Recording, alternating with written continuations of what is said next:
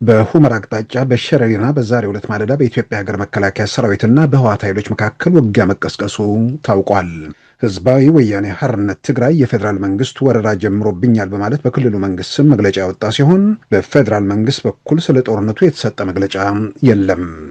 ሰበር ዜና ወቅታዊ ሁኔታዎችን አስመልክቶ ከትግራይ መንግስት የተሰጠ መግለጫ።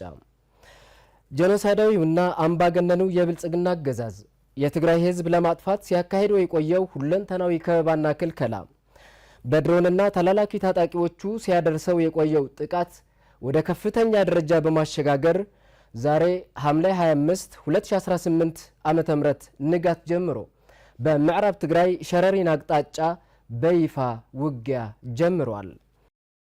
የመረጃ ምንጮች እንደገለጹት አርሚ 7 እንዲሁም አርሚ 15 የተባሉት የህወሓት ኃይሎች ዛሬ ቅዳሜ ሐምሌ 25 2018 ማለዳ በኢትዮጵያ ሀገር መከላከያ ሰራዊት ላይ ጦርነት የከፈቱ ሲሆን መከላከያ ጥቃቱን በመመከት እርምጃውን ቀጥለዋል።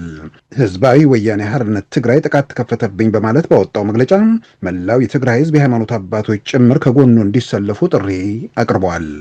የትግራይ የጸጥታ ኃይሎች፣ የትግራይ ብሔራውያን ኃይሎችና ታጋዮች፣ የትግራይ ሲቪል ማህበራት፣ የትግራይ የሃይማኖት ተቋማትና ሌሎች የሚመለከታችሁ አካላት ብሔራዊ ህልውናችን ለማረጋገጥ በሚደረገው ፍትሃዊ ትግል እምቢ ለብሔራዊ ጥፋት ብላችሁ ዛሬም እንደ ትናንቱ ተአምራዊ ታሪክ ለመስራት እንድትዘጋጁ ጥሪያችን እያቀረብን የተጀመረውን